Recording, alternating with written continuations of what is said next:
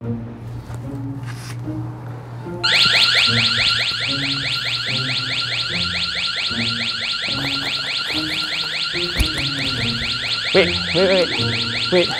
It's just me.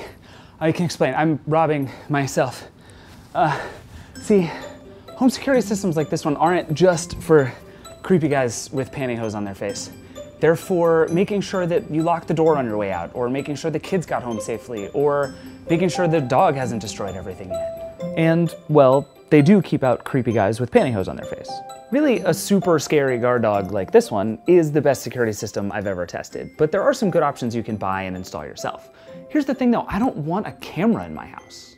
It feels too intrusive and hackable and just weird. I don't want to spy on myself or my family. So here's my task.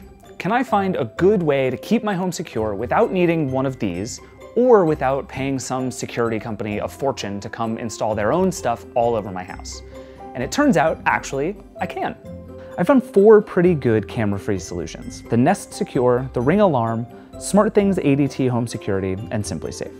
They all use a combination of motion detectors and sensors to keep tabs on your place. If you do decide that you want a camera, all 4 of these systems will let you integrate one later, but I've actually been impressed with how much they can tell me without one.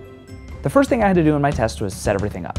Stick the motion detector by the front door so it'll tell me anytime someone comes or goes. Then, these sensors go on doors and windows. When the 2 parts are pulled apart, it trips the alarm.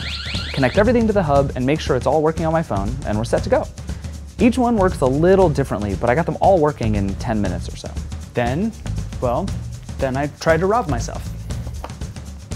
You can typically have a system in one of 3 states. Off, which is off.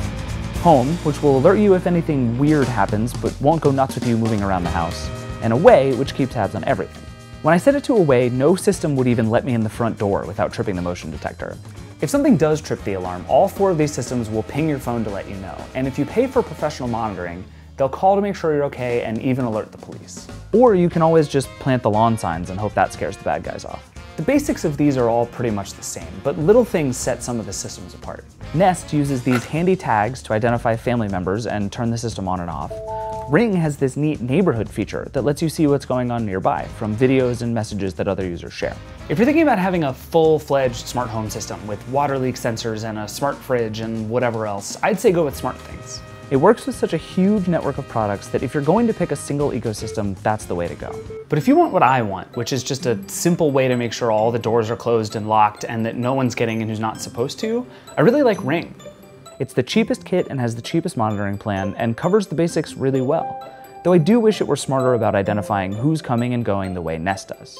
You could always just get a camera and peek in on your house whenever you'd like, but I get just as much peace of mind from these systems without having to wonder who's watching me. Plus, you know what's great about good old-fashioned motion detectors? Not even a mask can fool them. Crap.